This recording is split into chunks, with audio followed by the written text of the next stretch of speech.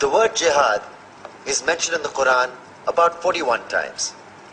The words mercy, peace, and compassion are mentioned about 355 times. Yes, come in. Come on in, Riaz. Sit down, please.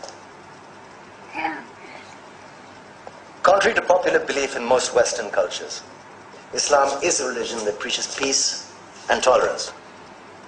Yes, Patricia.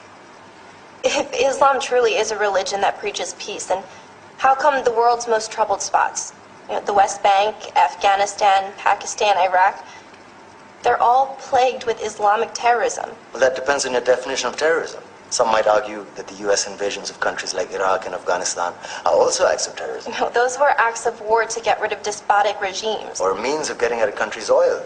Conspiracy theories. Well, May I? Yes, please.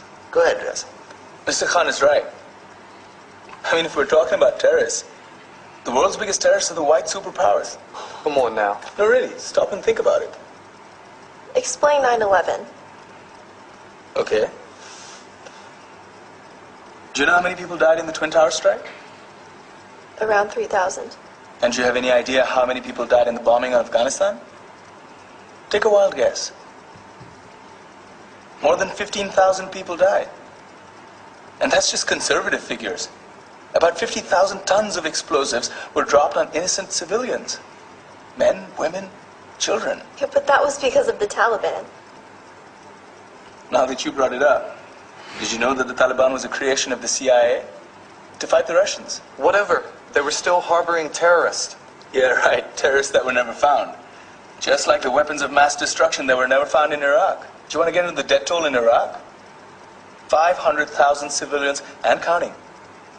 And what do Britain and America say when they don't find these weapons? It's simple. They just say sorry. And still refuse to relinquish control of these countries. What are you trying to say? What I'm trying to say is that just because you're American, wear a fancy suit, and call yourself the president, doesn't make you any less of a terrorist.